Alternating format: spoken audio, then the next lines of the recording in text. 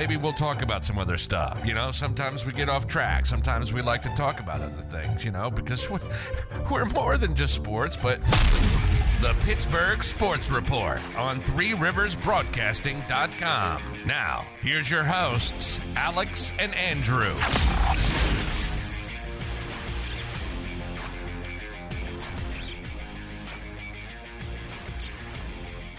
All right, good evening, ladies and gentlemen. Welcome to the Pittsburgh Sports Report. I'm Alex. I'm Andrew. Great to be with you once again here on a Wednesday. I need a haircut.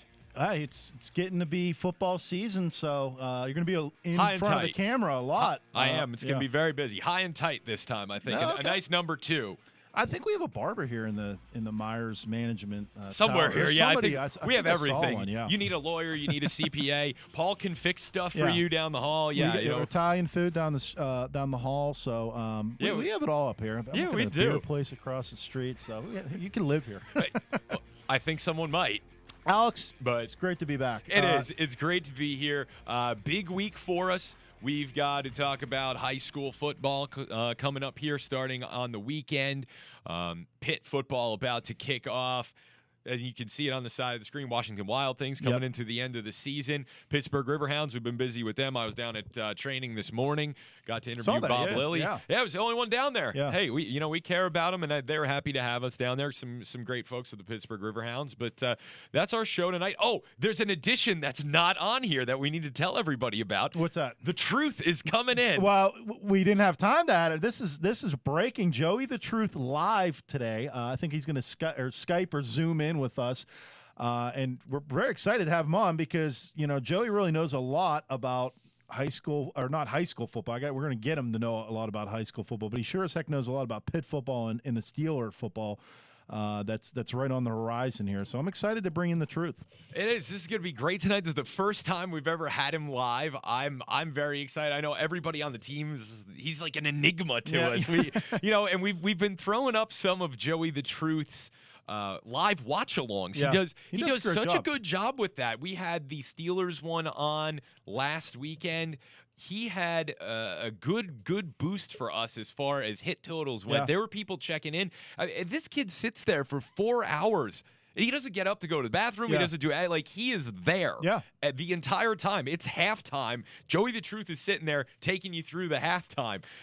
Let's jump into the show real quick. I want to thank, of course, obviously, our new title sponsor for Pittsburgh Sports Report, the Polish Falcons of America. We're going to bring them up on the screen very briefly. I've got a call with Courtney coming up here towards the end of the week. We're going to get all new graphics from them. Nice. They're going to be sending us their scripting for the commercials. But again, they offer a wide variety of life insurance and annuities and financial plans there. I'm a little jealous. I was doing a little work on the video for the 52nd annual Polish Falcons of America. So they had guys from all over, guys and gals, from all over the country coming into Erie for the golf outing, which you went to. Let me tell you something. That food in the banquet hall looked pretty dang good to me. Oh, it did. Listen, I'm very careful about what I eat, because I have some dietary restrictions and food allergies and things.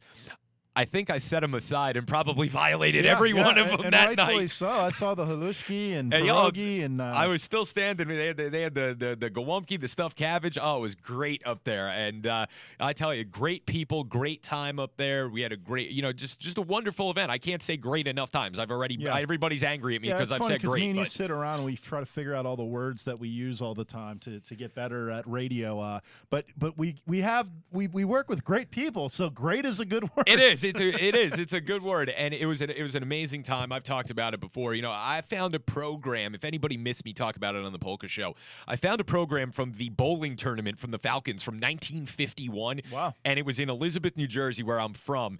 And I opened this up, and the guys from the lodge, I keep saying this, and I told this to Tim when we were up there. I'm like, I have to get lodge out. That's the other guys. The other guys use the word lodge. It's a nest. Yeah. Yes. The Chicago guys use lodge. This is a nest. Yeah. So I was up there with the nest people, and they're sitting there going, He knows everyone in this book from 70 years ago. Yeah. He knows all the names. I was like, well, this is where I'm from. And, I'm like, there's the Krowicki Funeral Home. I know them and this. And I found my great aunt's name. She was one of the bowlers in the tournament. So that made the trip to Erie worth everything. But I was listening to, some of the folks saying how long they had been coming to the tournament. I mean, there were some ladies, and they look great.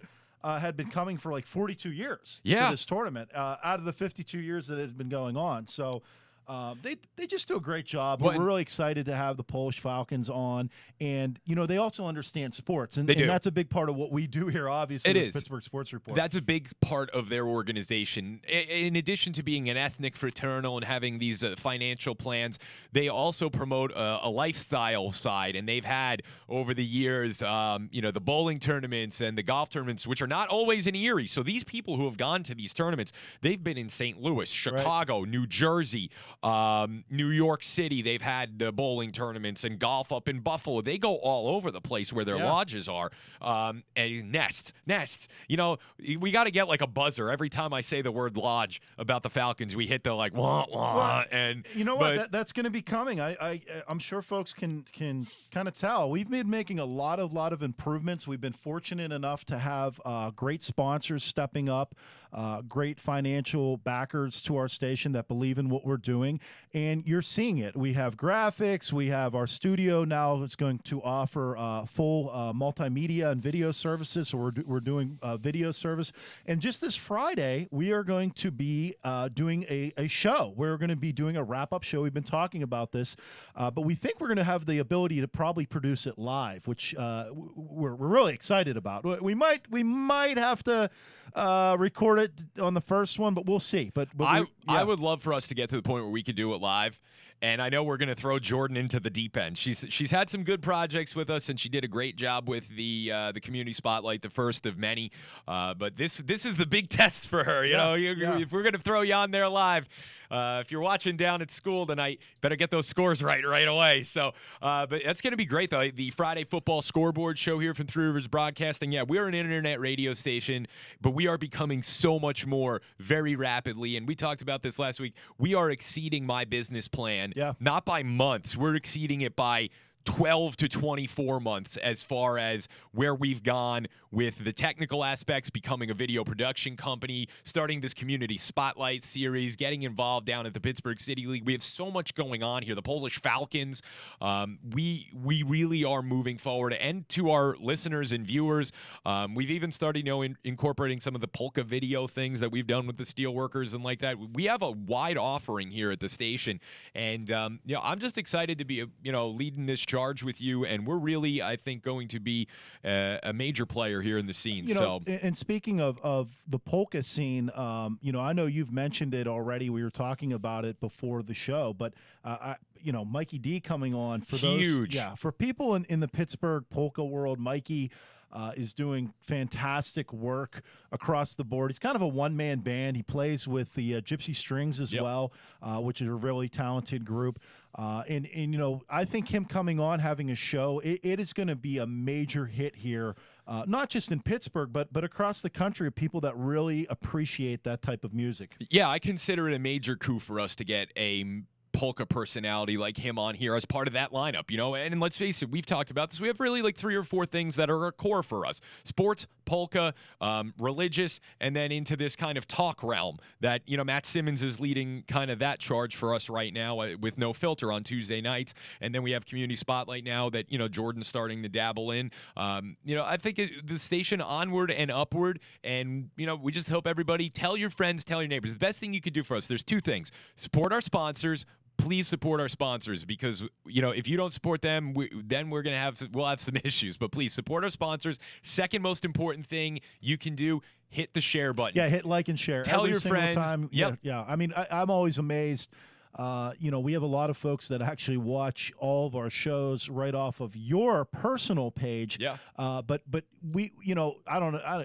You're very not private person. You're a very open person. It's out there. So I don't know if you can share Alex's feed or not, but you sure as heck can share the Three Rivers Broadcasting Facebook feed. And anytime we're broadcasting, just hit that share button. That's all you have to do. You can walk away, but somebody else is going to sit there and go, hey, maybe I like this show. And that's that would really helps our station. It does, and please join our Facebook group for Three Rivers Broadcasting and the page. Just look for Three Rivers Broadcasting. Both of them will come up. Same with Instagram, Three Rivers Broadcasting, and Twitter at 3R Broadcasting. It's right there on the bottom of our screen. I also want to give a shout out to our great partner. I'm repping their sweatshirt tonight. We can see the front of it here. The back is what's really the banging part. And I'm gonna get up and turn around. I got to get one of these. Yeah, look at this. Get you one of these. Yeah. Look at this. I don't know if it's on the screen. Billy hooking you up. Yeah, I like it. Billy hooked us up with these last year, everybody that worked for Pennsylvania Football News when it was getting cold.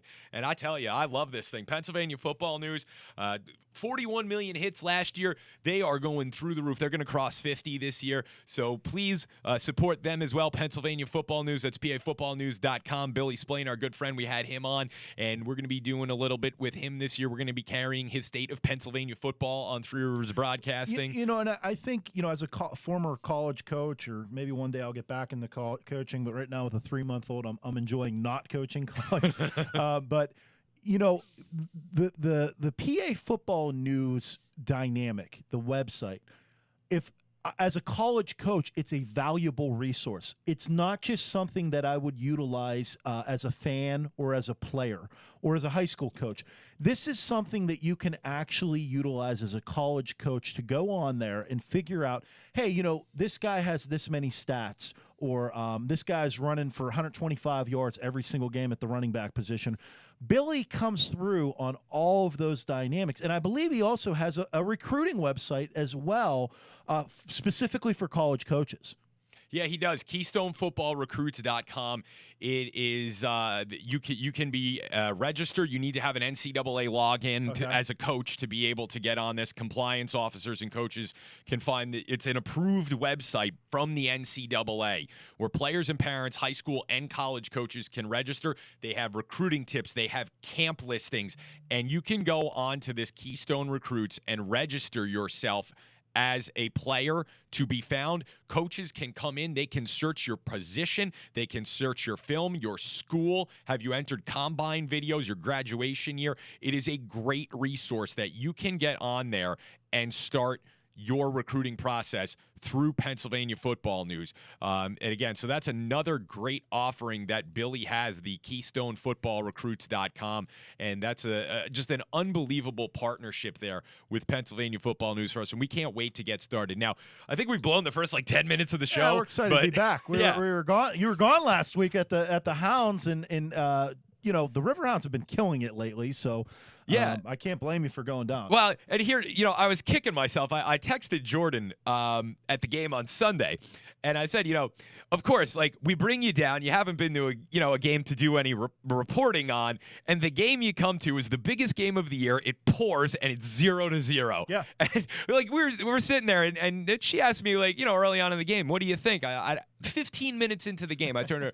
I turned to her. I go, there's not a goal in this one. Yeah. I said, this game's going to go 0-0, and if someone scores, it's a world beater. And then you go on Sunday. And I go on Sunday, and there's 5 goals, and Riverhounds score 4. But so, hey, let's come back and talk a little bit about the Riverhounds. We got Joey the Truth on live at 7:30 tonight. Can't wait for it. But, let's take a quick break. All right. Come back. Let's talk about what's going on with the Riverhounds right here on the Pittsburgh Sports Report.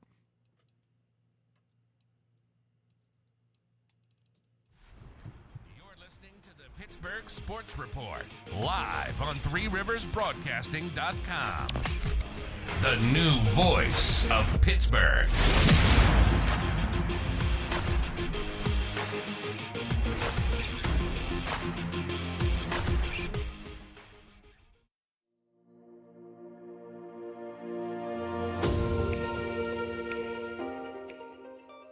The Guard Market is a digital marketplace that provides customers with access to licensed security professionals on demand. Let's face it, you have a lot to do running your business, and security, well, that's our business. We take the hassle out of searching, vetting, and scheduling private security guards for your unique needs. Just tell us what you need, when you need it, and we'll handle the rest. Guard Market security service partners are carefully screened and thoroughly vetted to meet the demanding needs of our diverse client base. Using advanced technology, we match you with the most qualified service provider based upon your specific needs and geographic requirements. For more information, you can visit our website at www.theguardmarket.com and call Andrew at 732-266-9344 with your service requests today. The Guard Market, security on demand.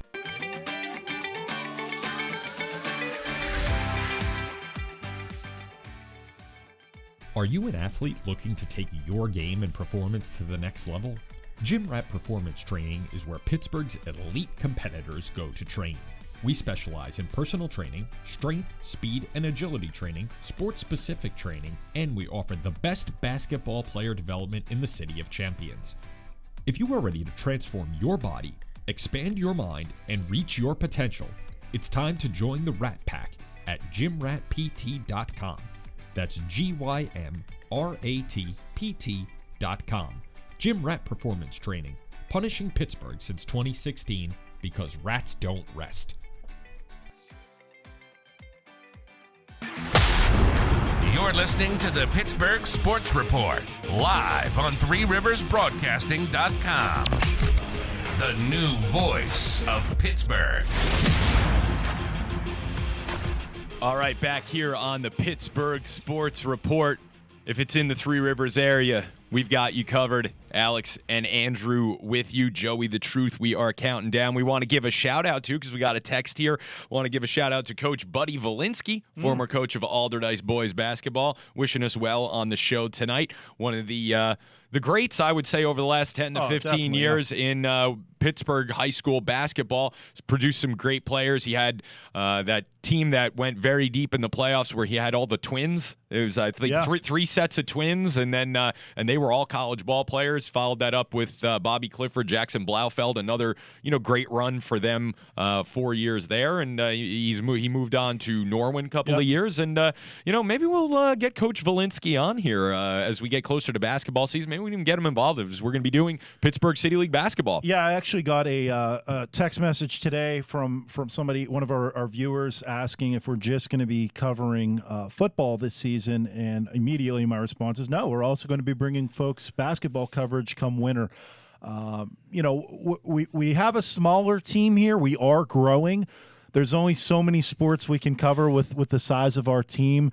Obviously, we're not trying to hate on WPIAL tennis players or golfers or anything like that. But honestly, that is the goal. We're trying to get out and get people as much coverage as we possibly can. But right now, for what we're doing, we're starting out with football. We're starting out with high school football and high school basketball, and we also have, hopefully soon, we have a couple collegiate high school football and basketball opportunities that we're looking to capitalize on. Yeah, I think we're in negotiations with a couple of colleges, without giving anything away. I think we're going to try to get some coverage in and some broadcast rights for some college sports here on Three Rivers Broadcasting, which I'm very excited about.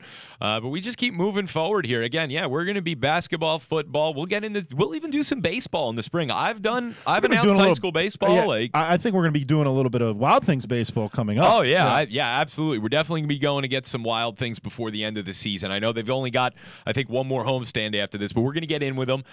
Really looking forward to that. But again, we're 10 minutes away from Joey the Truth. We're going to hold off on the high school football preview until after Joey the Truth, so somewhere around 8 o'clock we're going to do that.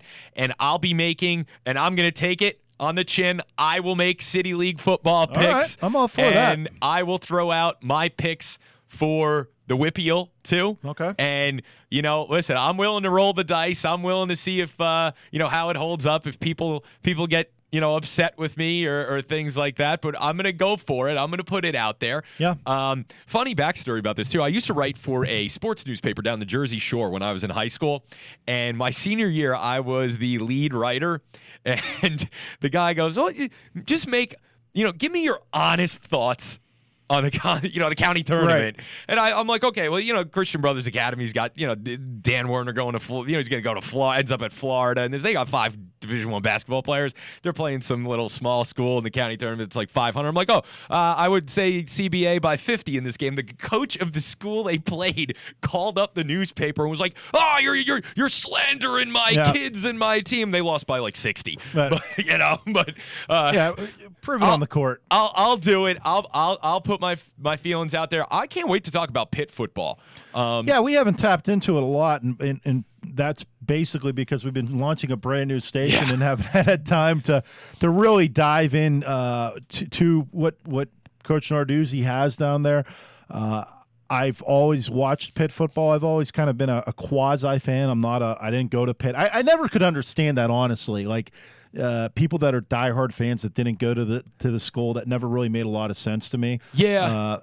Outside of maybe like if you're a West Virginia fan or something, they don't have a pro team. So it's WVU Marshall. Right. Yeah. And Oklahoma's maybe the same situation, or schools like that.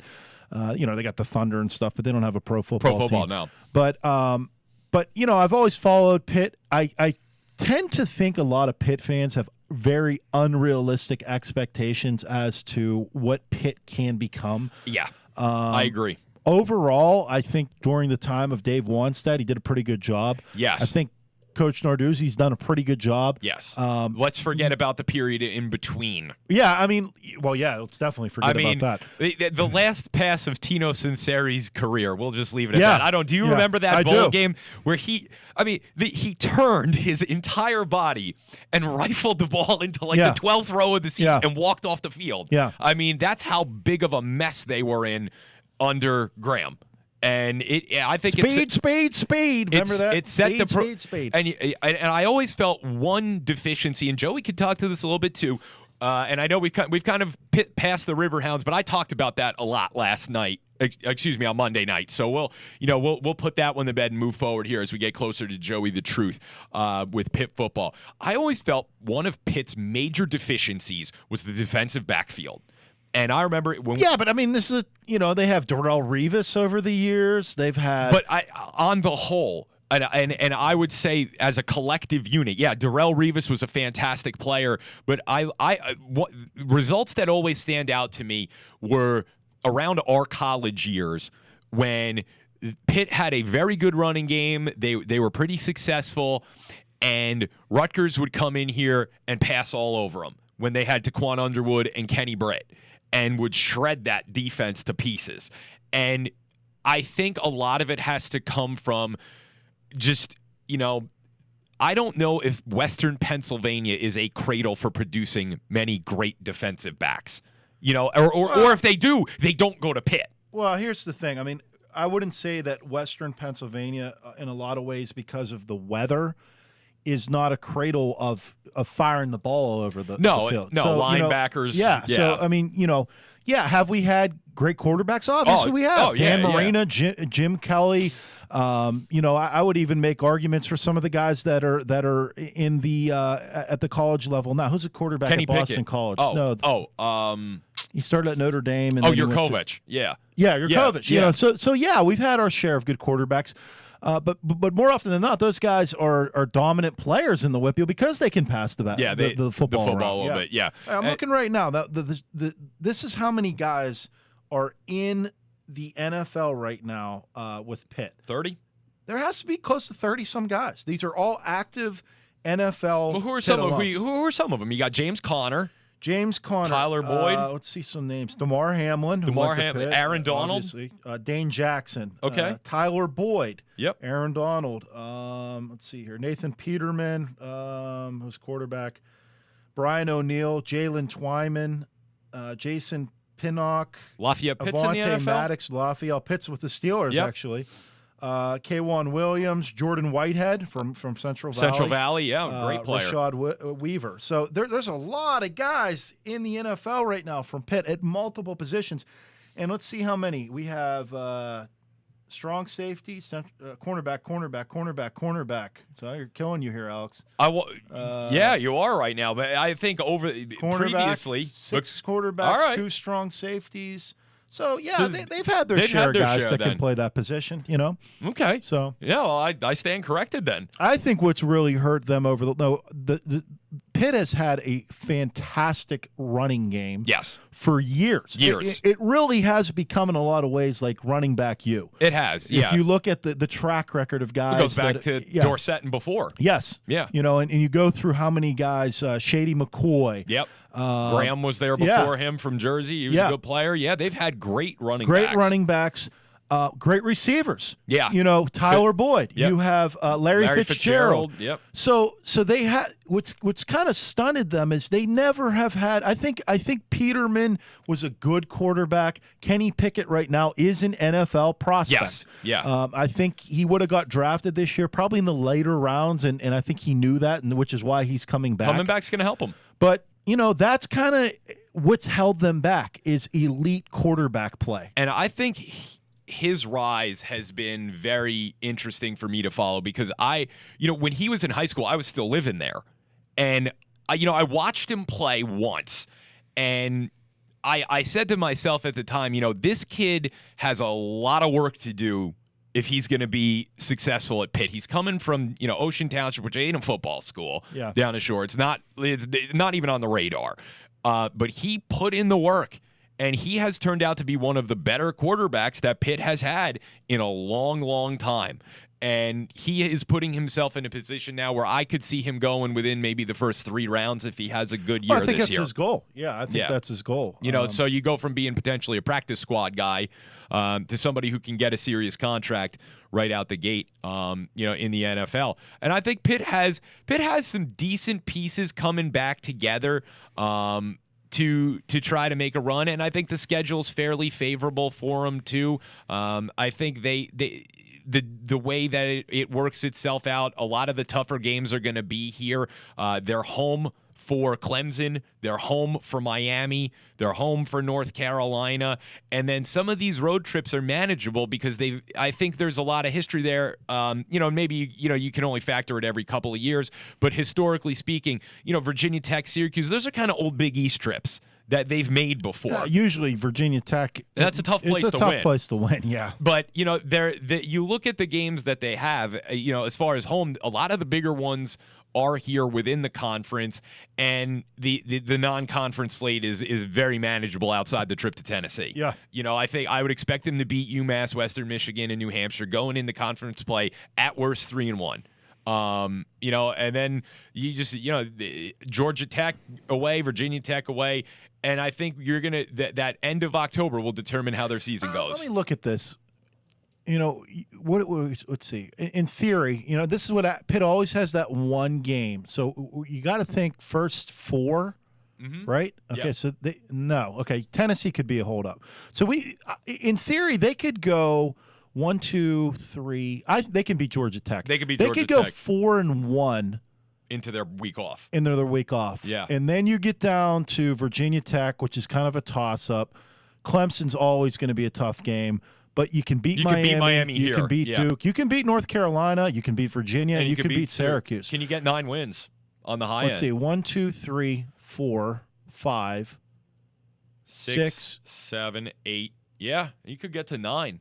And that's always kind of been what the Pitt fan is looking for, is 10. 10, yeah. And never have really been able to do it. But in this division, hey, geez, you can win. You can get to the ACC championship game. They could again. Yeah, they could. And I'm excited for Pitt football this year. It's gonna be good to see how they progress throughout the season. They do have enough back to do it. Yeah. And if I think we'd be honest and say that if they didn't. But I think there's enough back. The running game, I think, is going to be solid. Always is. If they could get some breaks on defense and they can give Kenny Pickett a little bit of space, they'll be all right. All right, so us amateurs have talked enough Pitt football. We're going to bring in the authority on Pitt football coming up after the break.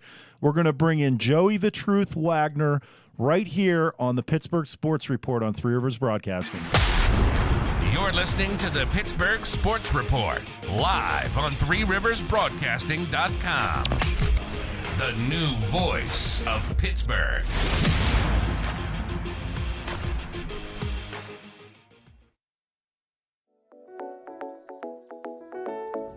Carnegie Ironworks is Pittsburgh's go-to for artistic, unique, and decorative steel and iron designs. We provide custom fencing, interior and exterior railings, outdoor fire pits, window coverings, and much more. If you can think of it, we can fabricate it. Find us on the web at www.carnegieiron.com. That's Carnegie Ironworks, for when you need it for 500 years.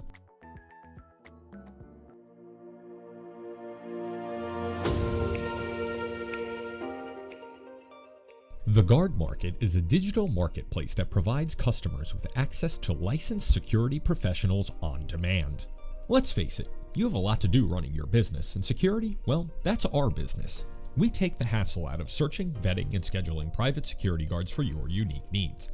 Just tell us what you need, when you need it, and we'll handle the rest. Guard Market security service partners are carefully screened and thoroughly vetted to meet the demanding needs of our diverse client base. Using advanced technology, we match you with the most qualified service provider based upon your specific needs and geographic requirements.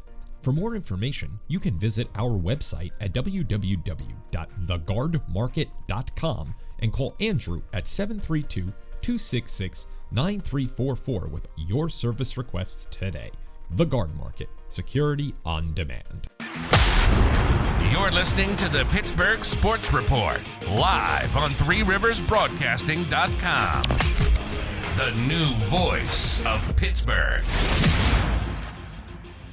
All right, we are back here on Three Rivers Broadcasting. Alex and Andy with you, and it is time to bring the real authority on Pittsburgh sports to the forefront. There he is. There he is. Should we bring him up on the screen? Yeah, I want to bring him up. That's we're working through some. We're adding our technology as we go. So there he is, Jerry. How about that, Joey the Truth? What's up, guys? How's it going, Joey? Good to see you, bud. Good.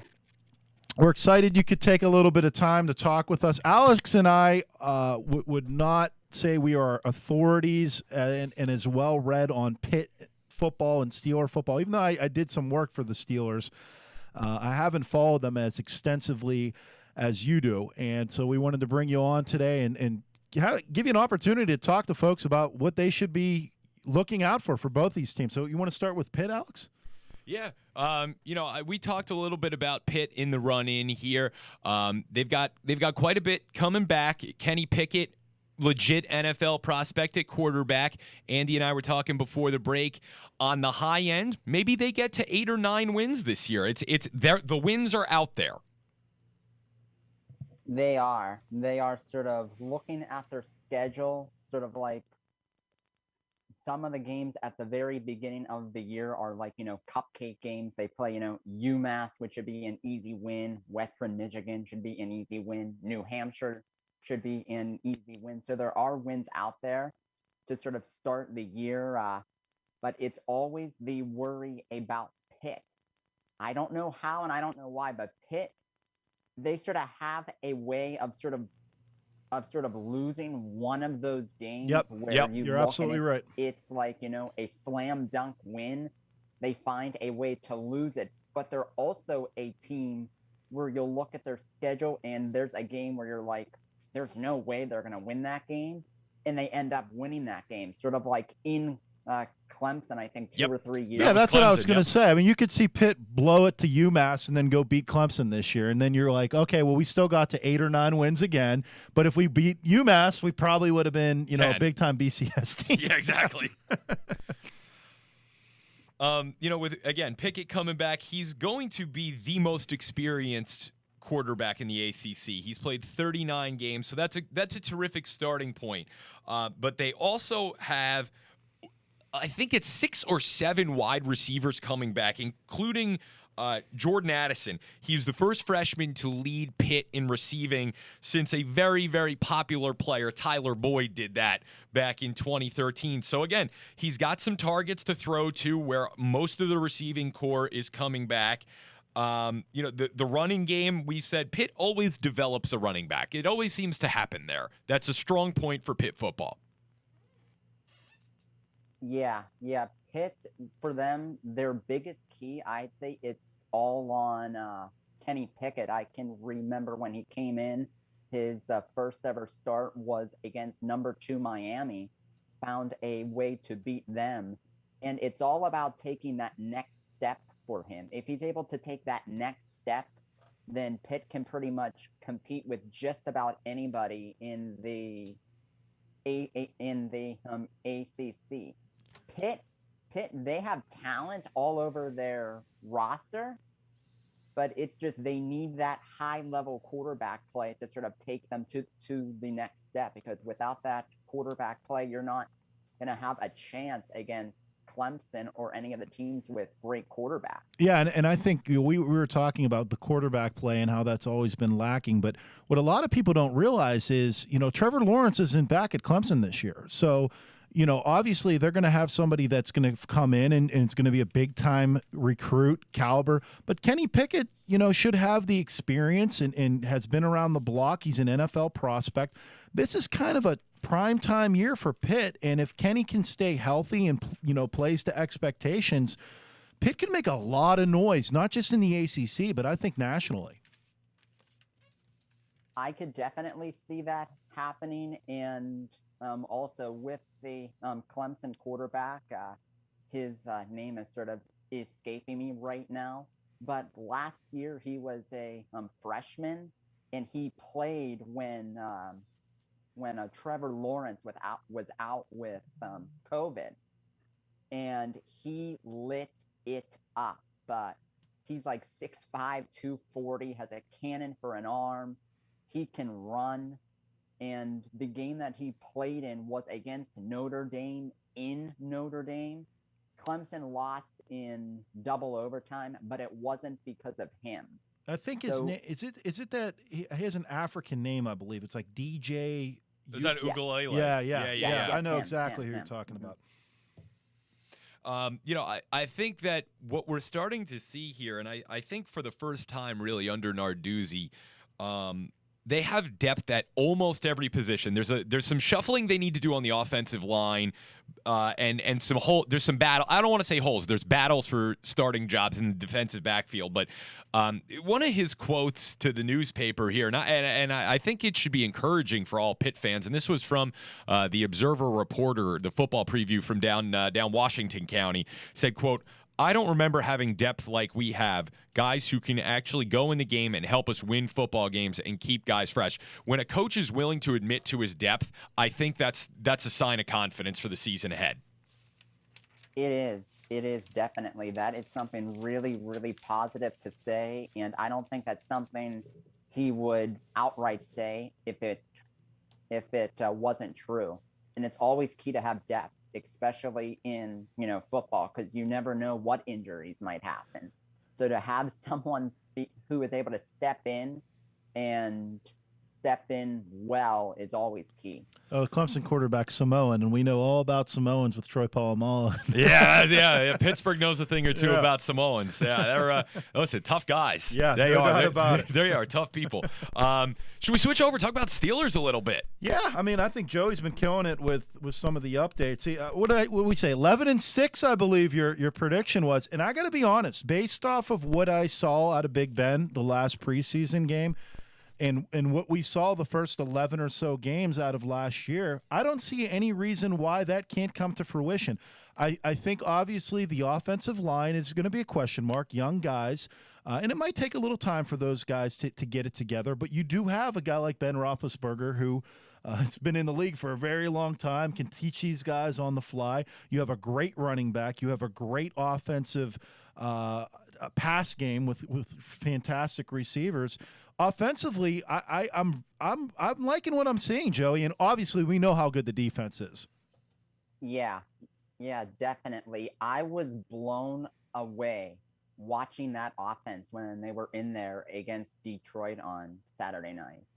Najee Harris, he's going to be a star. Pat Fryermuth, the tight end, he's going to be a star. It's sort of like all over the Heath offense. Miller replay. You could see a lot of Heath in how he plays. Definitely. It's sort of like Noah's Ark with all of the weapons on offense. You have 4 great receivers, 2 more than capable tight ends. You have Harris at running back. The offensive line doesn't have to be great. They just have to be okay. And I don't see any reason why this offense couldn't average putting up 25, 26 points per game. And, with how great the Steeler defense is, if you're scoring 26 each game, you're going to win a lot of football games, a lot. So talking a little bit about the defense, where are you at right now with TJ Watt? Alex and I have talked about this. There's no doubt he's the best in his position in the league. He deserves a big paycheck. And the Steelers, it's a business. The Steelers want to take care of their players, but they also want to, make smart business decisions. My knock on TJ is he has not produced in the playoffs. And, obviously he's had massive regular seasons, but, you need to put up in the playoffs, and you have to be able to pick up sacks and interceptions and fumble recoveries and all this. I'm hoping with the big contract and an opportunity to get back into the playoffs, he's thinking that as well. Like, hey, I need to put up some big numbers and lead this defense alongside with Cam Hayward. I would think so. He is absolutely dominant. And we also sort of, with the sort of lack of, playoff production, we sort of have to take into effect that, last year was only, one playoff game. And then in 2018, 2019, the Steelers didn't even make the playoffs those 2 years. Wasn't his fault, of course. And other than last year, the only other playoff games for the Steelers was when he was a rookie and clearly not the best pass rusher in the NFL. I'll at least say this when it comes to TJ. With the whole contract thing, you really have to give him credit for not turning it into a mess, sort of, publicly, and sort of like pouting or holding out or any of that. He's still with the Steelers. He's doing one-on-one drills. He's just not practicing with the team and sort of their full team practices. Something's going to get done. And from everything I've read, everyone is sort of saying shortly after Friday's preseason game is when they think something is going to get done. And if there's one guy who I think is going to live up to a contract of that size, it's going to be TJ Watt. He's not the type of guy who's going to take his foot off the gas because he got a big contract. Yeah, I agree with that. He's actually the least of my worries. I agree with that. I think, he puts the work in. He is a elite level player. It's kind of odd, Alex, you're not from Pittsburgh, but I always kind of feel like our top players in Pittsburgh are not appreciated nationally like other markets. No. Like Sidney Crosby, is has been the best player in hockey for years. And you never see the national publicity that he should get. And I tell you, where I came from, like New York metropolitan area, New York, Philadelphia, they hate him. Their hockey fans despise the Pittsburgh Penguins with a passion. Like, they do not like him. They do not like Malkin. They don't like him, and they don't get the respect. I think go back even when Joey's a little younger than us. When we were kids, I think Mario Lemieux was thought to be a good, very good, maybe great player, but they didn't put him on the level of Gretzky. They didn't even put him on the level of Mark Messier. And for me, okay, Gretzky got more cups, especially because of that run in Edmonton, where Edmonton had Yari Curry, Mark Messier. They had this team put together when they were younger guys, where they weren't over salary budgets yet. And ran off a bunch of them in the 80s. But for me, when I watch Mario Lemieux videos, and even remember watching him as a kid, I thought he was every bit as good as Wayne Gretzky was. Yeah, without the injuries, I think he's one of the all-time greats. He is. But Joey, you remember? Antonio Brown was probably the first Steeler that I can remember getting the national publicity. Seeing him on a Pepsi commercial and that type of stuff. But even maybe Troy started getting some, but Troy didn't have the personality where he was looking to always, he does the Head and Shoulders commercials and that stuff, but he was not like trying to be the man like a wide receiver type diva or a running back or something, even a quarterback. Like, that's for whatever reason, I think the Steelers haven't always drafted guys like that either. Guys that they really don't want to be in the national spotlight. No, they don't. I think we've talked about this too, Joey, that there is a mentality and a respect level that comes with, and I think an expectation from the Rooneys on down, that if you're a Pittsburgh Steeler, you maintain this certain type of persona a work ethic, and they'd sooner go with guys who are a little more humble, a little more, off the radar and driven. And as far as I think from their personality and their outward appearance and how they want these guys to conduct themselves off the field, I said this to Andy a couple weeks ago. I likened it to the way the Steinbrenners ran the New York Yankees, where it was, clean cut suit every day. Johnny Damon, we want you to play in our outfield, but not with that beard. Right. And I think there's this aura around the Steelers where they're okay not having a guy be this this national level person. They're okay with having them be popular in Pittsburgh and just get the job done. Yeah, and if you sort of think of it, it's sort of really, really smart that they sort of have it that way, because we all saw how much of a mess the Antonio Brown situation became there at the very end, with skipping practices and everything that went down, and all of that drama can be very, very distracting for an NFL team. So for them to want to sort of have a look at guys who are really, really good at what they do and are focused at what they do, you don't have to worry about any of that extra drama or any of that extra potential chaos. Well, and Antonio Brown was kind of an anomaly. I mean, yeah. he was the best. I think he's a Hall of Famer. I really believe that. Too. I think he's the best Me too. receiver to ever play for the Steelers. Yep. It's a shame what he did, mentally and other dynamics, but it's very difficult to get rid of a guy that good who's the top player in his position. I'm sure Tomlin and those guys were thinking, man, he's a total pain in the butt, but we can't get rid of him because he's so good. He produces, so it's you're stuck. You're stuck between a rock and a hard place, and it almost reminds me of the whole. I don't know if Joey, if you watched any of The Last Dance with, I really didn't. It was a very good series, and they talked a lot about how they kind of gave Dennis Rodman a little bit of rope, and they said, oh, if you got to go out and party and stuff, get it out of your system. But eventually they had to tell him, like, hey, it's time to get back to work. And they never were able to kind of get that done, in my opinion, with Antonio Brown in terms of the professionalism, showing up on time and doing what he needed to do to help the team out. I'll at least say this with the entire Steelers situation, with how well they draft and also develop young wide receivers, it made it a little bit easier trading AB to the Raiders, because the 1 3rd-round pick that they got back, they turned into Deontay Johnson. And it's sort of eerie that he plays a lot like AB, Deontay. Well, and I also think, Joey, Ben doesn't get enough credit for that wide receiver development. People just think these receivers show up and they're amazing receivers, and the Steelers just know how to pick the right guy. A lot of it has to do with the fact that the starting quarterback is really good working with these young guys and putting the ball where it needs to be at and teaching them how to run the routes on the field. And Ben does not get enough credit for that.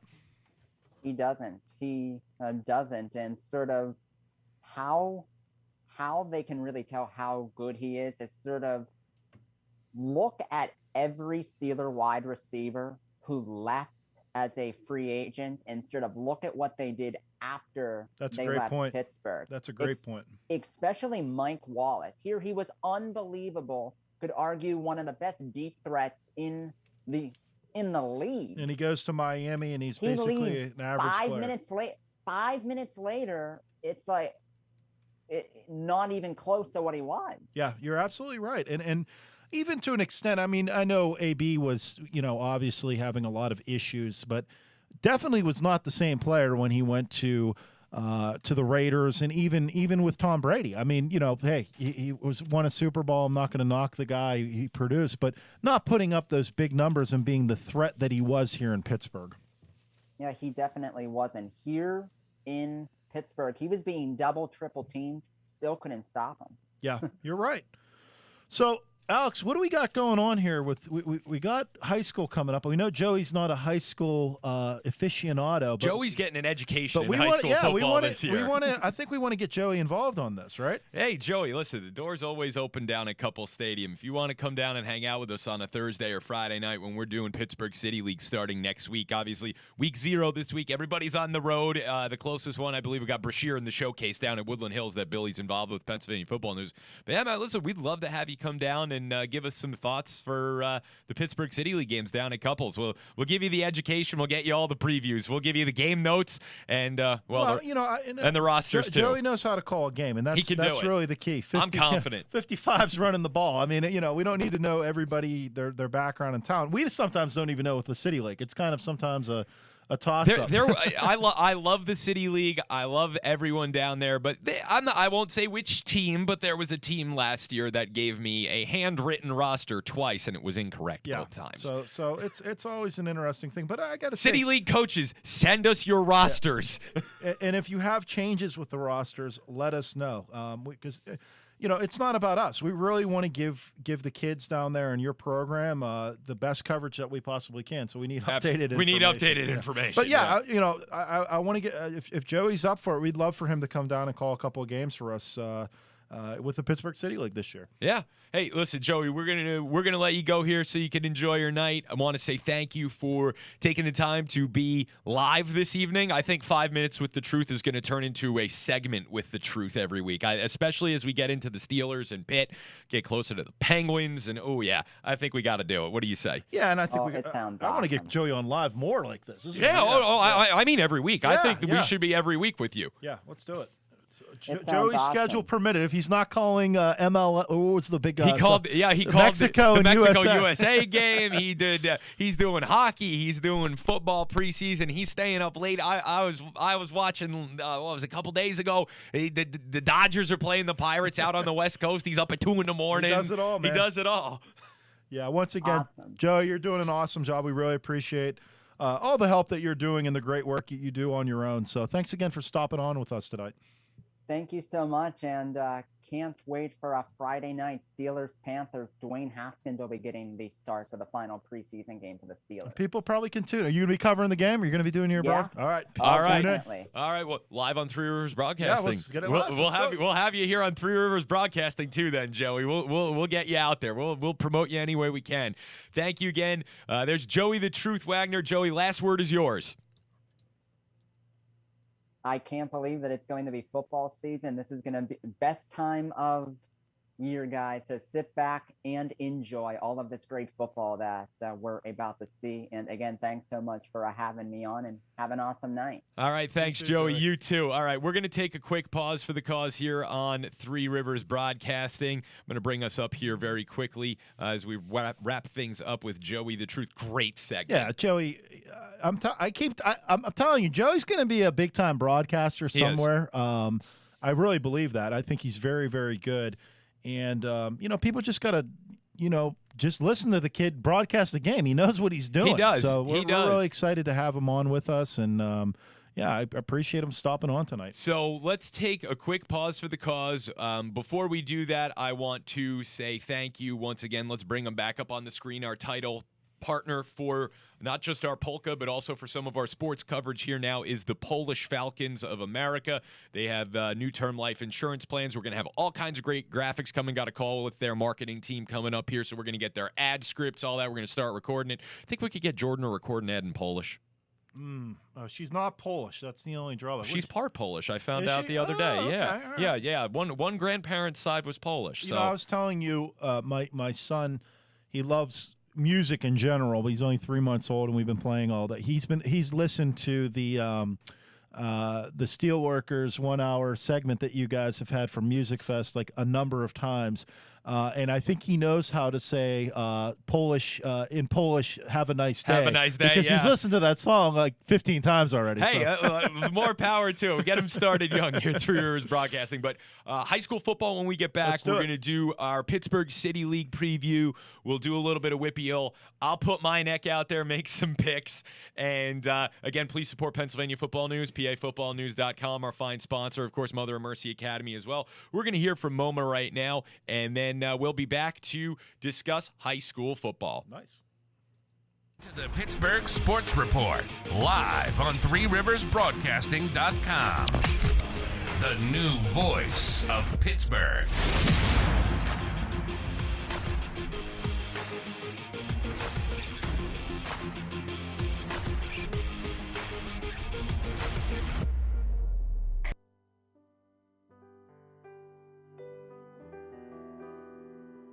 Experts say that the most important time in a young child's life is elementary school, and the lessons they learn from kindergarten through 8th grade form the foundation for the rest of their lives. That's where Mother of Mercy Academy excels. For over 70 years, Mother of Mercy has provided a faith-based Catholic education to children in the South Hills. They offer an advanced curriculum, active arts, and full sports program with a Christ-centered experience. Mother of Mercy focuses on molding young minds intellectually, physically, and spiritually. Their goal is for children to become well-rounded individuals who are prepared for the next steps in life. Mother of Mercy Academy is located at the St. Gabriel campus, 5200 Greenridge Drive in the Baldwin section of Pittsburgh. They currently have an open enrollment and can be reached at 412-882-3353. That's 412-882-3353. Mother of Mercy Academy, for faith, for family, for life.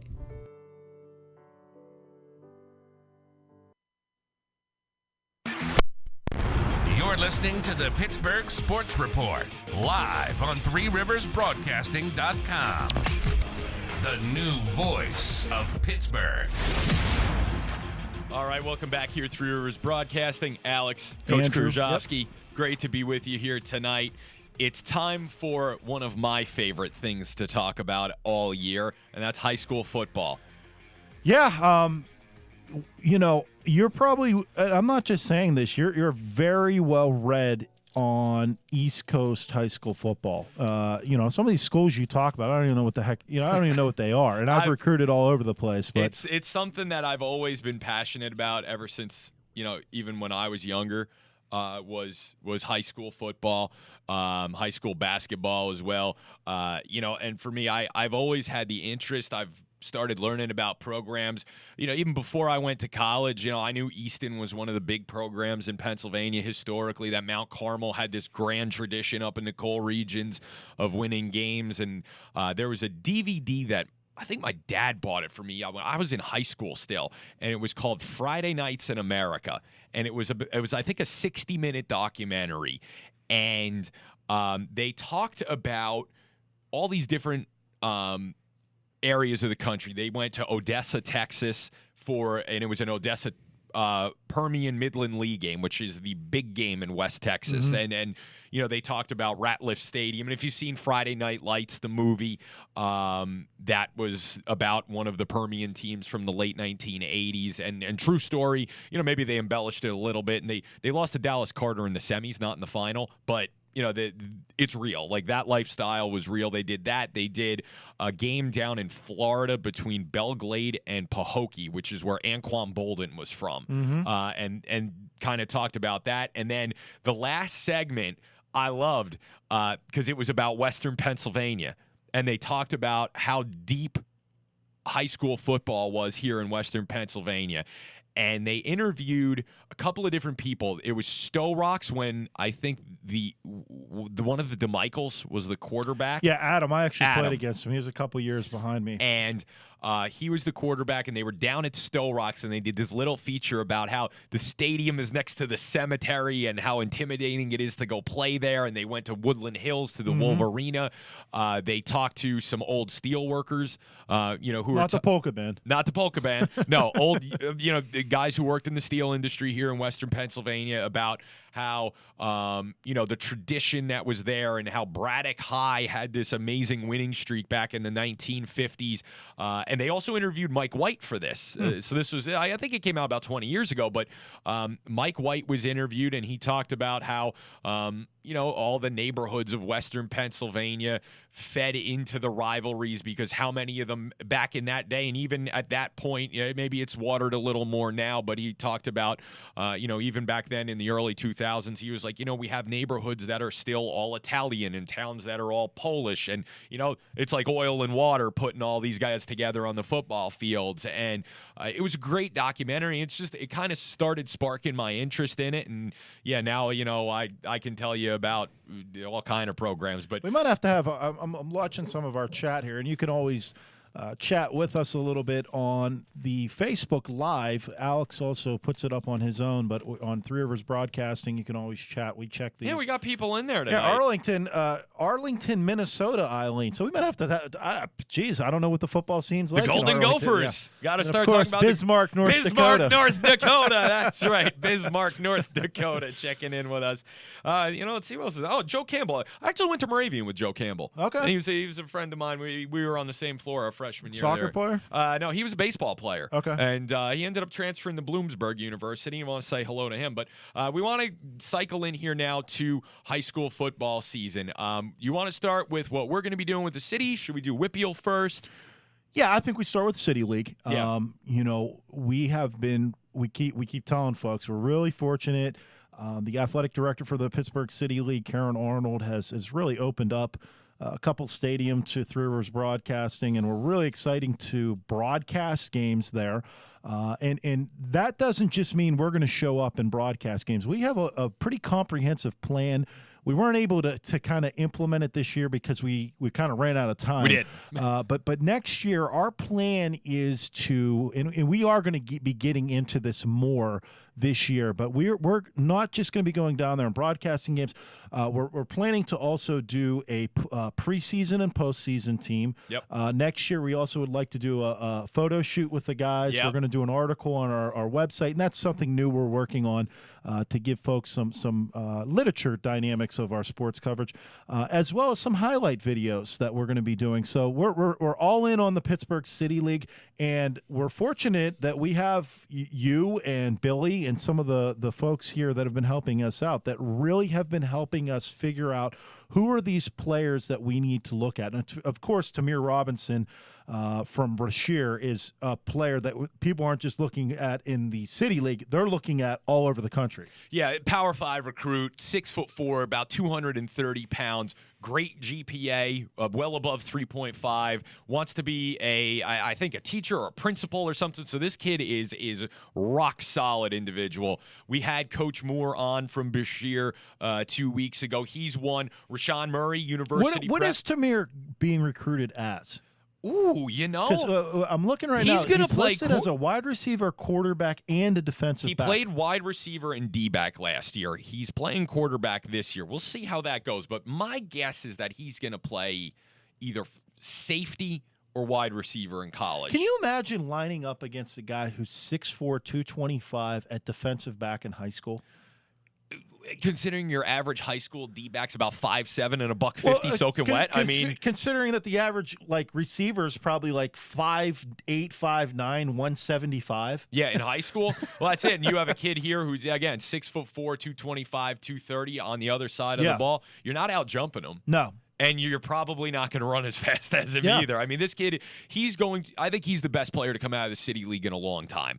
I know Dayon Hayes from Westinghouse went to Pitt, but I think Tamir Robinson is going to be the best athlete out of the city in a very, very long time. And we're blessed that we get 2 years with this kid. Yeah. He's going to be great. I expect a good year from Rashawn Murray, who can play multiple positions. He's listed as a wide receiver and D-back. He can carry the ball too and he's committed to Akron University. already. Yep, he's going to Akron. Player who came on big last year, and I got to watch him as a sophomore, was Keyshawn Morcillo, the quarterback at Westinghouse. Westinghouse, interesting team. They've won back-to-back City League titles. There's not a Division I player that I can see right now on the Westinghouse side. How big is Keyshawn? Oh, let's see. He's only a junior. He's only a junior. Let's see. 6'2", 190. So he could be right on that I mean, borderline. that's we always say Division I AA or whatever. FC, whatever it is, FCS but now. That's quarterback size. This kid can fling it too. Hey, 6'2", can run. I heard he's a great athlete. Great athlete. Yeah. I believe he also plays on the basketball team there. There are two other players that are back from last year. Malik Harris, Jaron King, both had great junior years. Little bit smaller guys. Yeah, but Kings could fly from what I remember you saying. Kings got speed. They have playmakers all over the field. And it's essentially for them, their key is just be ready because everybody's giving them their best shot. They won 2 in a row. They're looking at 3.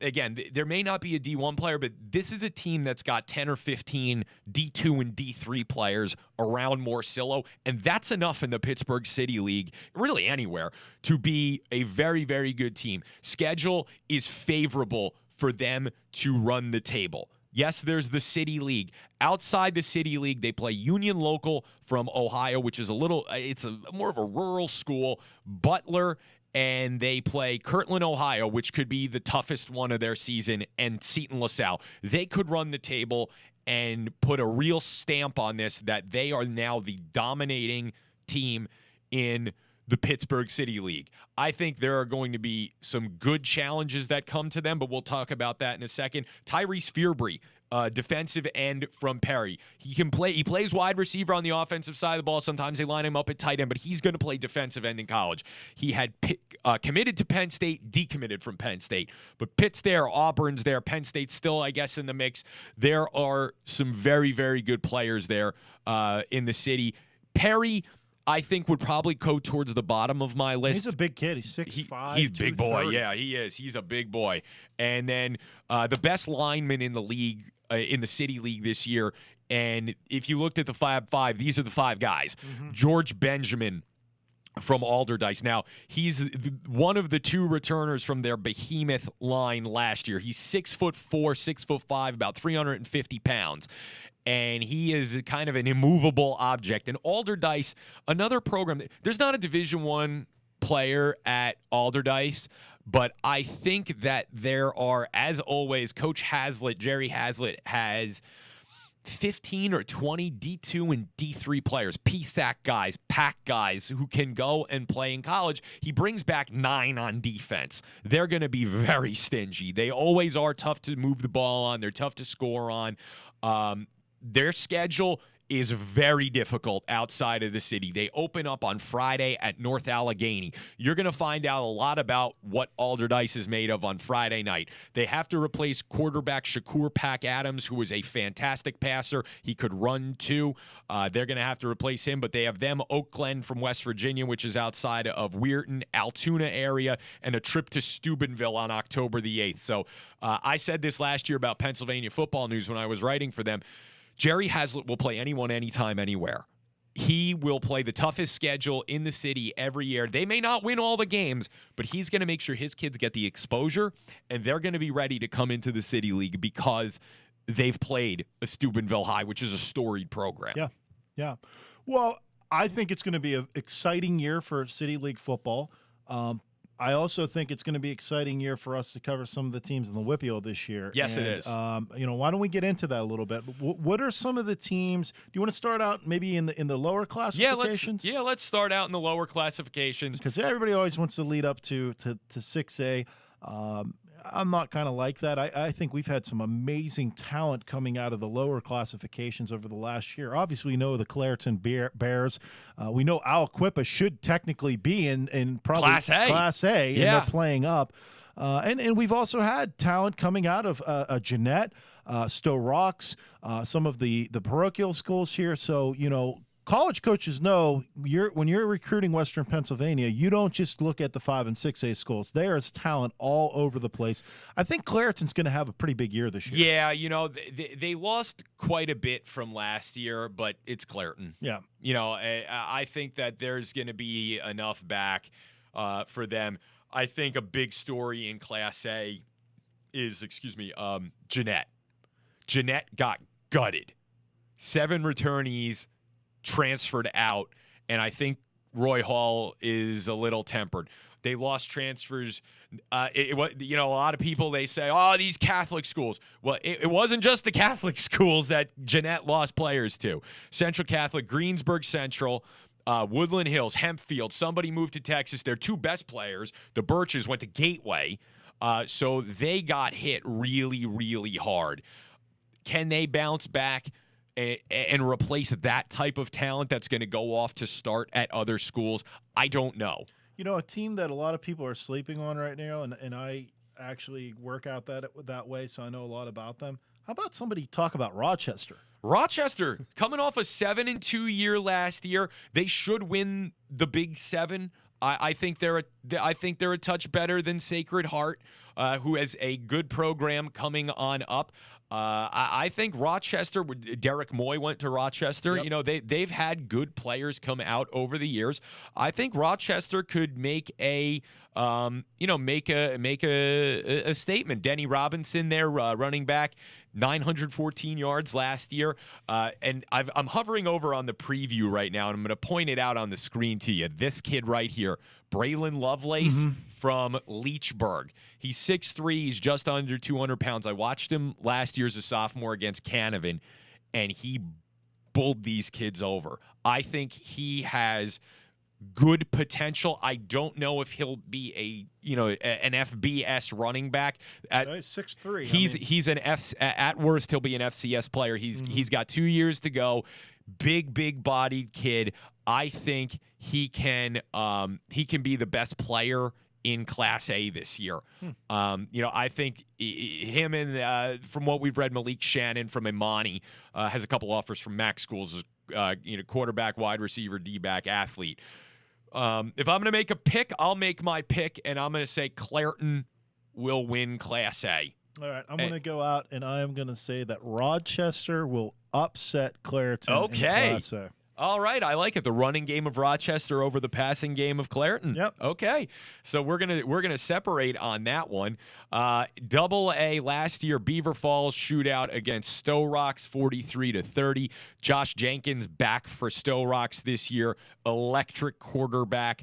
I think that Stowe Rocks has a ton of talent, tons of athletes, but they're not alone. Listen, Sarah's decent. Beaver Falls is always a tough team. I think Leroy Johnson will be very kind of crazy thinking Beaver Falls is only in Double A. I remember the days when Beaver Falls was a massive school. Yeah. I think population shifts. Yep. People moved out into the suburbs, and some of these schools have seen their numbers drop, but they're still tough football schools. The cupboard's not bare there. Brickner's back at quarterback. They have two all-conference D-backs returning. I think they could be good. Sarah only played 4 games last year because of COVID. And unfortunately, I was really looking forward to the Sarah Apollo Ridge game last year because the first couple games when the City League wasn't playing yet, I needed to go do something for Pennsylvania Football News. I heard through the grapevine that Apollo Ridge was going to be really good and had this senior class of like 10 kids who had played together since like Pee Wee football. And they didn't disappoint. They were great. They were steamrolling these teams, and the COVID stuff kept them from playing Sarah. And I think Have you seen Fisher play yet? The Pharaoh Fisher kid? That's his name, Pharaoh Fisher. It's my favorite name in the WPIAL this year, but he has interest from Navy. Okay. Defensive back. Probably, I'd say a little bit on the smaller side. I did get to see him last year. I would say maybe about 5. They're listing him at 6 foot. I don't know. He looks more like he's maybe about 5'10", but really aggressive hitter, good athlete. That's kind of the thing. I think he was at Imani Christian for a couple of years. You're right. You remember correctly. I think he was. You're right. I think he was. Yeah. So he was at Imani, had a great couple of years there, and then he was the kid that was ruled ineligible when he transferred to Sarah. And then had to sit out. But he could be a real difference maker for Sarah this year. And, people kind of forget about Sarah. It's out in McKeesport, Catholic school and everything, but they're usually in the running in everything. Girls and boys sports at the end of the season in just about every sport. So he could be a real difference maker for Sarah this upcoming season.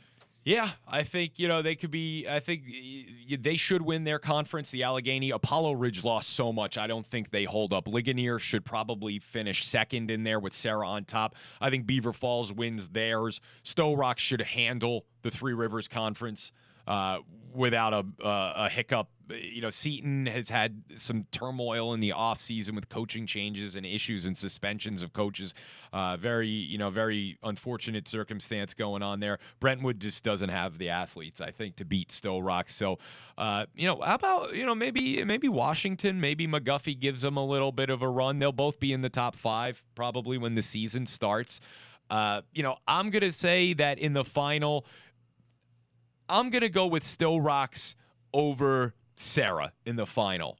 And if it's not Sarah, it'll be Beaver Falls. But I'm going to say Stowe Rocks wins this year. Maybe it's because I wrote a feature about Leroy for Pennsylvania Football News. But I think Josh Jenkins is the difference maker. Zay Davis is good. He's got some good linemen back. I think they'll be tough to beat. So I would go with them. I'm going to go with Stowe Rocks. I actually think the sleeper team this year, I've watched them practice because I was training their girls basketball team, will be McGuffey. So I'm going to go with Stowe Rocks over McGuffey in the final. Okay, I like that. That's a good pick. You're going to go for you're talking potentially multiple. I still got Stowe Rocks, but I think McGuffey's going to have those kids were really focused. I went over and watched them after training the girls basketball team over at McGuffey, and very well-run program, great coaching up there, up in Claysville, kind of off the reservation, you could say. But those kids are really dialed in. I think nobody really talking much about McGuffey Highlander football. No, but I'm never. telling you, they're going to have a good team this year. No, we'll have to take our eyes down there to watch them. Moving ahead to AAA, Central Valley was dominant last year. Rolled to the title, beat Elizabeth Forward 35-0. However, a number of playmakers are gone. They scored 600 points last year. Yeah, they're another team. You're like, how are they only AAA? Like, it almost seems like they should be like 5. Yeah, that merger it was Center and Monaca. Yep. Yeah, into Central Valley. Yeah, the type of talent they produce there. You were able to take all that and put it together. But they lost Stefan Hall, Miles Walker, Amir Dudley. Also got, I believe he's at Harvard, quarterback. I think you're right. I think he went to Harvard. Lineman Shawn Fitzsimmons is going to Pitt. And then Landon Alexander, one of the better running backs, returning in the WPIAL. They have some stuff back, but they don't have a quarterback. But I would still say they're the best. That we know of. I would still say that they are the team to beat. Elizabeth Forward was 8-1 last year. And Johnny DiNapoli transferred from East Allegheny to Elizabeth Forward. Didn't Avonworth get to the final last year? Avonworth lost before the final. Okay, it was Elizabeth Forward, Central Valley. Okay. For whatever reason, Avonworth, I believe, had a pretty good team. Yeah, though. I want to say went to the state championship game. That was a couple years ago. Okay, I think it was 2 years ago. Yeah, 2 years ago. 2 years behind. Yeah, 2 years ago they did that. They were in the state final. But with DiNapoli transferred to Elizabeth Forward, I think he gives them another weapon. And if he wins the starting job, 2 years ago, set a WPIAL freshman record, almost 2,000 yards passing. Yeah. So, good player. In that class, South Allegheny seems to be getting a little bit of love. East Allegheny, I think, also. And nobody's talked about it. Nobody really wrote about him either. North Catholic was eight wins last year. Yeah, North Catholic, you never know what they're going to bring to the table. And they're always well coached. They usually always have a competitive team. So I think it's going to be an interesting year. Obviously last year was so weird with COVID and everything like that. It was. So here, and this is brought up actually, and I want to mention this.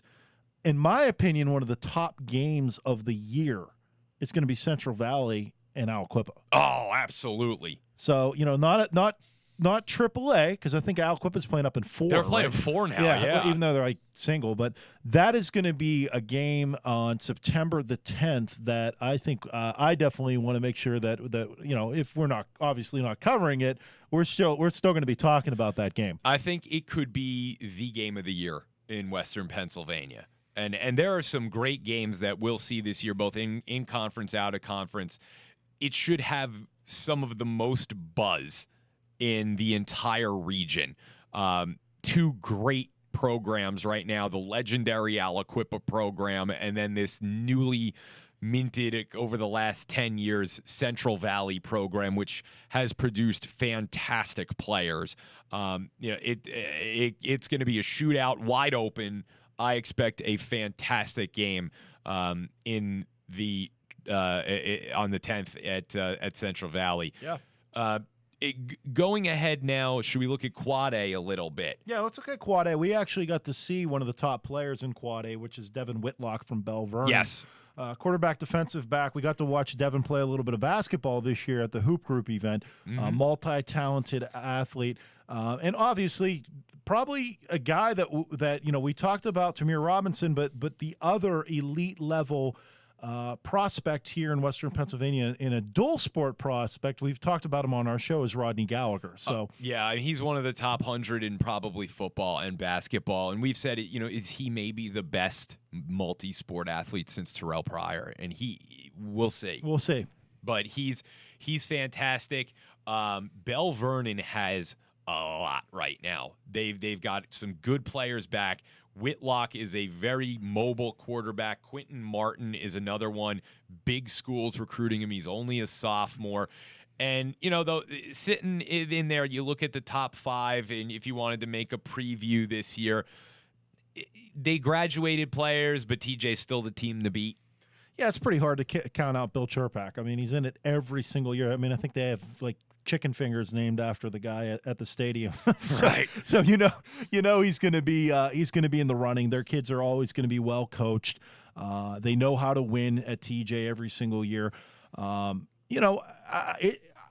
me, Quad A might be the most interesting follow this year in high school football in the WPIAL. A lot of talented players, a lot of great coaches, teams that actually can win every single night.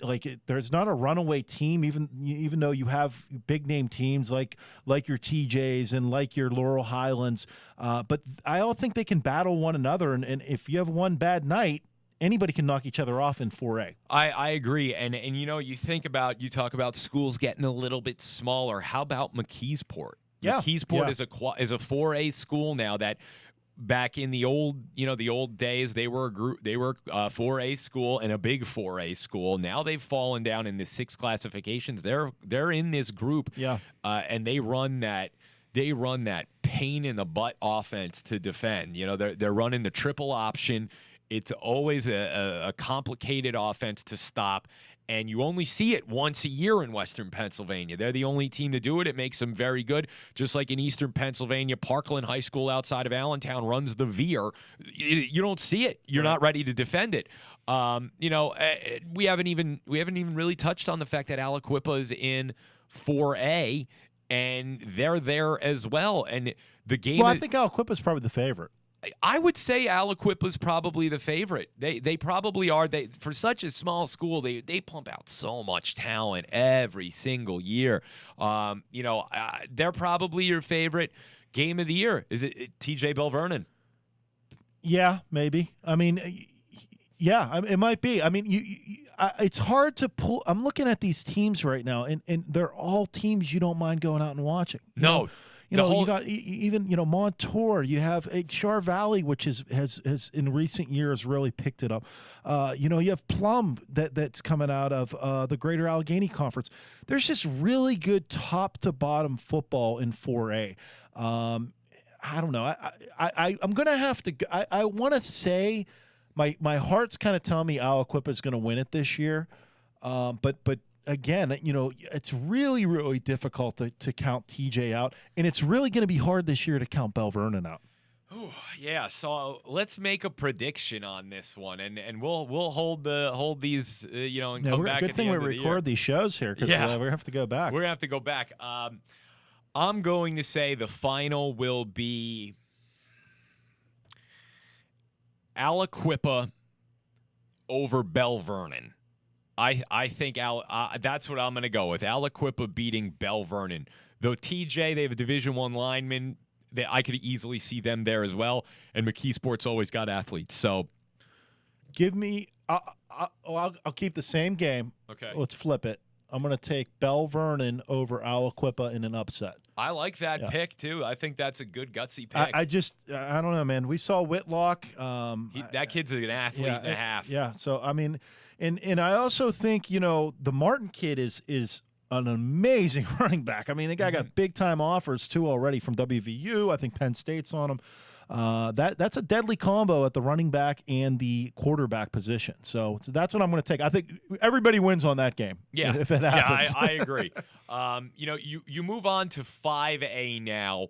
I think there are probably half a dozen teams in this mix.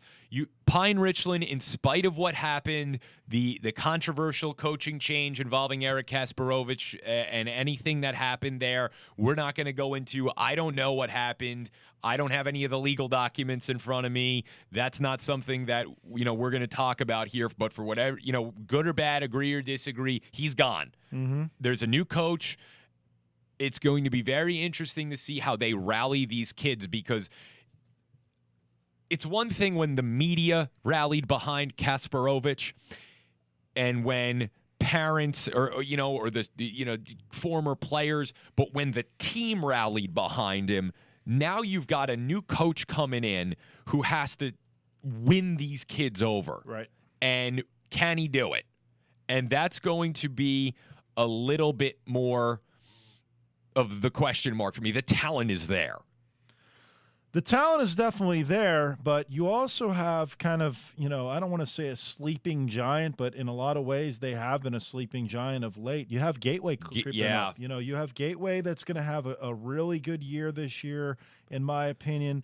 You have teams that people have forgot about. How about Penn Trafford out east? Are they going to be good? I think it looks like they're going to be decent. Yeah, they are. They have that Cade. I think you say his name. Yakameli. Yeah, the running back, senior. He plays like 15 positions. Mm-hmm. So he's going to be going to the University of Wisconsin. So the kid can play. I believe he plays basketball for them too. I think you're right. I think you're right. He's an athlete. You have Deontay Williams at Woodland Hills. People forget Woodland Hills is in 5A. Yep. And you also have a couple of guys that are at Gateway that transferred in from Jeanette, I believe, right? Yeah. So a lot of people those are good players. And Gateway, I for the life of me, I don't understand how Gateway can't get over the this hump. might be the year. Who are the? Do you know the two that transferred in? It was the Birch brothers from Jeanette. Brad is a sophomore quarterback. He's got. Now, I don't know if they can play in the playoffs though. I don't know. See, there's these transfer rules, and you know where I stand on them. I hate them, but I get it. Listen, the PIAA has its rules. I'm not a fan of them, but if they are eligible to play in the playoffs, Gateway has to be a major team in the mix here. Well, you have the Bodie kid, who I believe is committed to play at Louisville at the defensive back from Gateway. Yep. So he plays wide receiver and defensive back. You're going to have the two brothers transferring in. Mm-hmm. You have a tradition of winning a lot at Gateway, and you got Pine Richland that, by all accounts, would probably be the favorite had all the coaching drama didn't happen. But with a new coach, a new system, guys maybe, like you said, not buying in at first or whatever, you got to think that Gateway, this is probably the year that they're looking to get back on top. I agree. And, you look at the schedule that they're going to play outside of the division, which it's going to come. You got Woodland Hills, Penn Trafford in that division with Gateway. Outside of it, talk about not ducking anybody. Thomas Jefferson home, Penn Hills away, Bethel Park away, Pine Richland home. So you have these are you're playing 4 and 5A schools. I think we'll know a lot by the end of September about how good Gateway really can be. Yeah. They open up with a team from Canada, Clarkson North, who tends to come to America to get games from outside of Toronto, and I believe that's down at the. Do they play by Canadian rules in that game, or do they play? No, they play by America. No, because my high school in New Jersey, Modern Day, played a team from Toronto about 3 or 4 years ago, and they played. It was 11-11. And they couldn't get the running start Right, down. right. I mean, I kind of like that. The man in motion thing is pretty cool. They have like the end zone's like 20 yards and stuff. So I'll tell you another kid you need to watch this year is Landon Lutz. He's a quarterback at South Fayette. Big kid, about 6'6", and South Fayette has just had unbelievable talent when it comes to the quarterback position. They've invested in facilities down there. It's a really good quarterback school, and a lot of these guys end up going off to division, FBS schools, 1AA. But that's a kid that I think could be a really, really good quarterback coming out of Western Pennsylvania this year. Yeah, listen, South Fayette is a machine, always good. The school just keeps getting bigger and bigger. My anticipation They'll be a 6A school is in the next cycle, because I mean, I'm down there. There's housing going up all over the place down there. They're gonna be a 6A school very soon, and they'll be hitting up against the best. I want of the the best. Chick-fil-A. I keep hearing the Chick-fil-A is going to be down by the old Taco Bell on your way to South Fayette. What are they waiting for? Yeah, that's what I'm saying. I need to go. I want to stop down there. That traffic's ridiculous. Listen, two really big games on that South Fayette schedule outside the conference. Thomas Jefferson, Chartiers Valley. We might have to stop in on one. That's just right in our neck of the woods. I like seeing these top teams go after each other outside the division. Yeah. And, the schedule makers have been very, very kind to the fans this year. I guess it's pick time, and we got to move on to 6A as we're in overtime a little bit. Yeah. Geez. I'm going with Gateway. I'm going with Gateway over Upper St. Clair.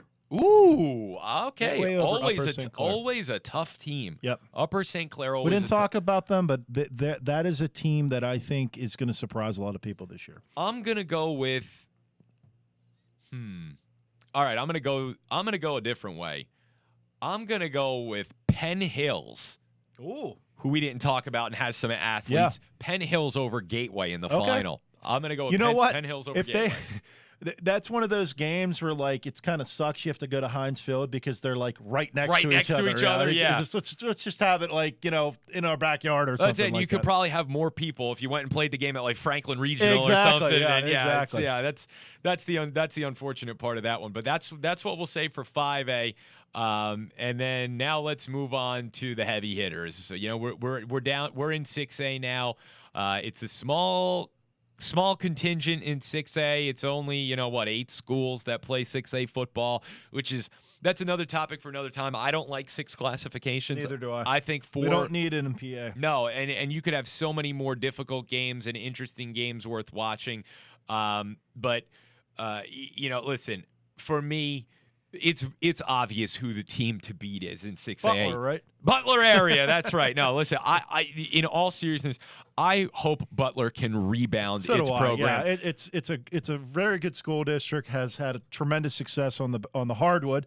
I love going down there. The people are great, but I understand where they're coming from with football. It's not a football school. It's not a football school. The boys in that school don't want to play for a variety of reasons, farming, hunting, well, all kinds of other I stuff. think you have to factor in, there's the city of Butler, and they draw from that whole county essentially. Right. And yeah, that's it. You have kids. If you're a farm kid, you can't really.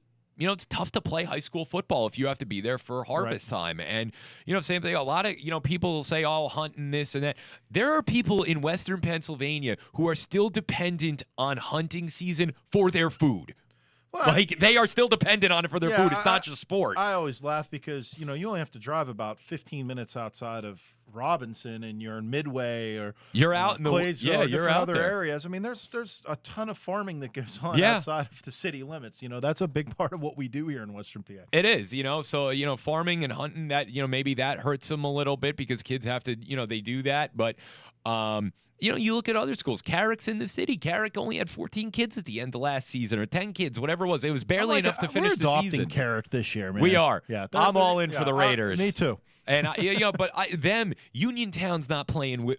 They're playing an independent schedule, trying to rebound, and that's another big school that's struggling to get kids out for football.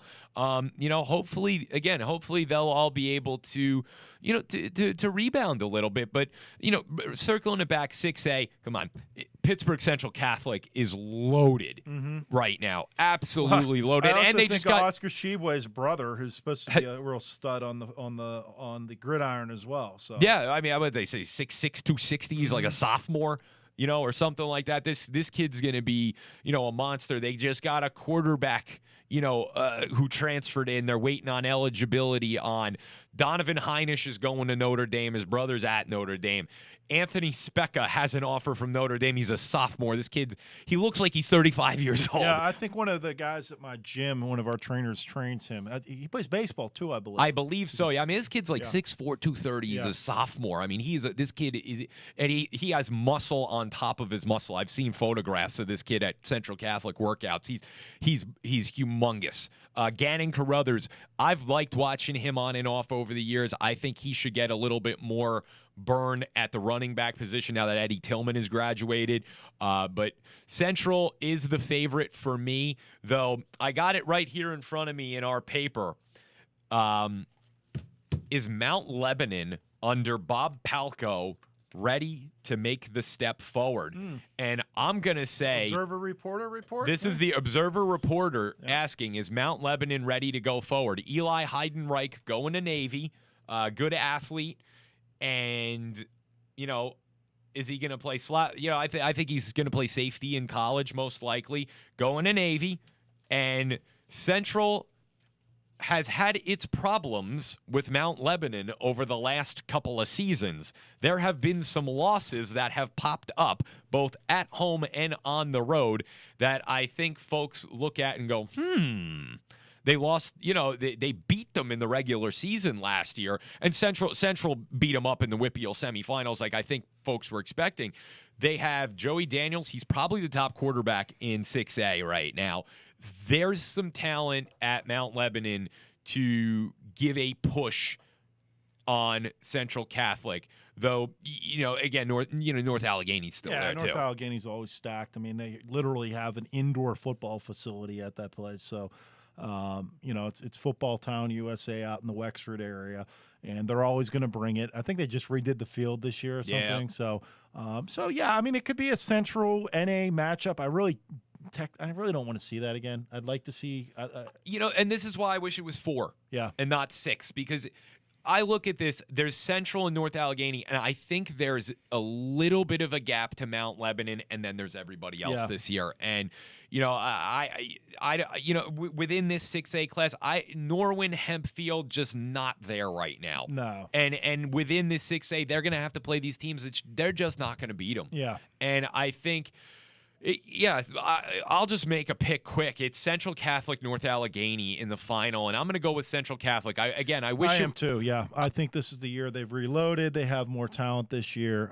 Give me Central Catholic as well. Yeah, I'm going to go with Central Catholic. Another player we missed was J.D. Younger. He's ranked the #1 D-back in the state, senior. So there's just so much going for them that I'll go with them. And again, I think, to put a bow on this, I wish there was 4 classes, because then your Quad A final, we would have been talking about it.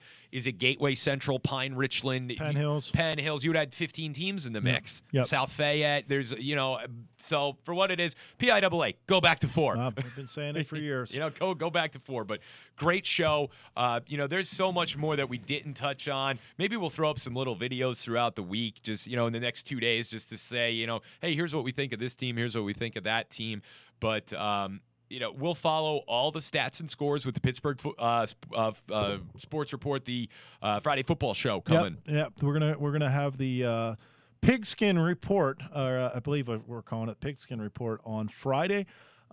We will do that. We're trying to bring it to you guys around 9:30, I would say, right when the games are starting to wrap up and we're getting those scores in. We're going to have Jordan, our reporter, at the news desk, taking care of business. Should have some folks from PA Football News also checking in with us live at the game, so you're not going to want to miss this.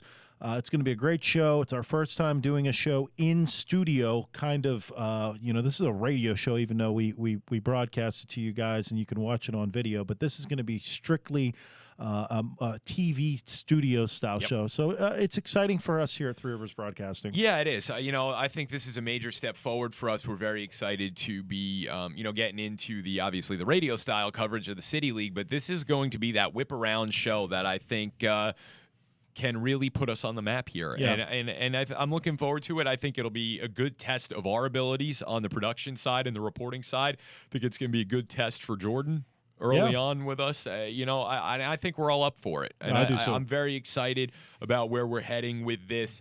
Tell us a little bit about, while we're on our way out, who's our guest next week? We got a special guest. Yeah, we actually do. We have he's a strength and conditioning coach for the men's and women's basketball team at Seton Hall University, which is obviously a big-time Division I university out of New Jersey, very well known for their basketball program, made a nice run on the men's side this year in the NCAA tournament.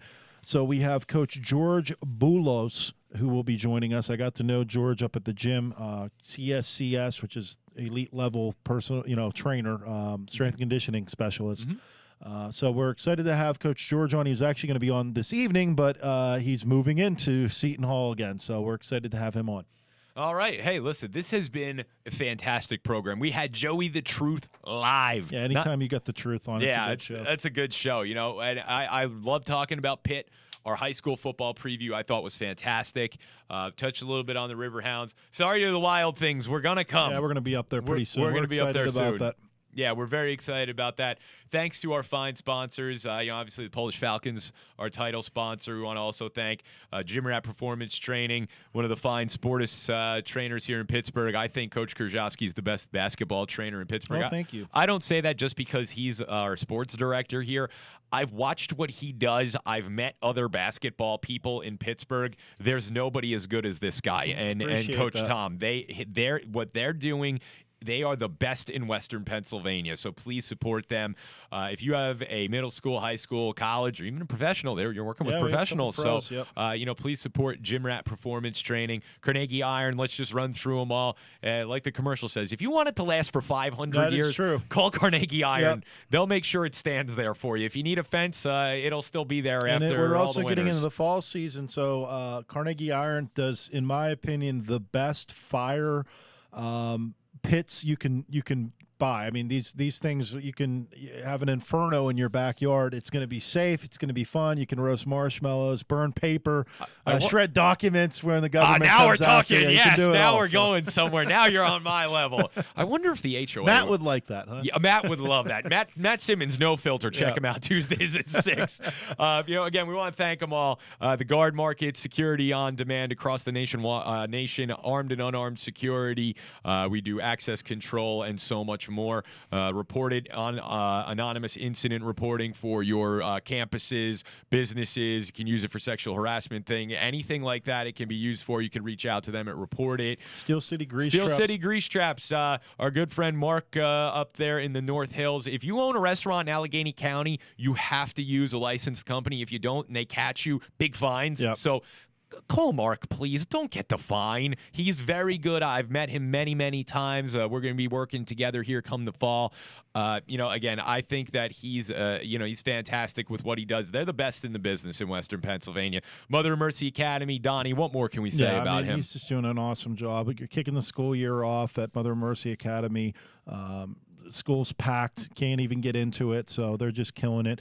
And finally, our great friends down the hall, Lawrence Supply. Yeah, listen, they've been there for over 50 years. Repairing things in Western Pennsylvania.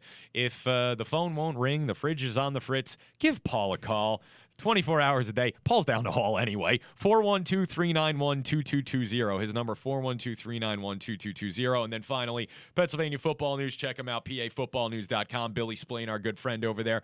And we're going to be carrying State of Pennsylvania football, and we're going to be working with him on quite a few projects here this year. Always appreciate his support. He's absolutely fantastic. And make sure you also check out Keystone Football Recruits. That's KeystoneFootballRecruits.com. You can register on there, your young player today, and it's definitely a help to get recruited. Yeah, so we'll see everybody on Friday around 9:30. We'll be posting all those times up on our social media. We ask you to give us a follow on Facebook, Twitter, Instagram. But we will see you guys next time on Friday for the PA Pennsylvania, let me see how I want to say this. The Pittsburgh Sports Report, sponsored by PA Football News Pigskin Report, and that it will be also sponsored by the Polish Falcons. Yeah, looking forward to it. I'd like to thank you, everybody, for checking in tonight. Great show.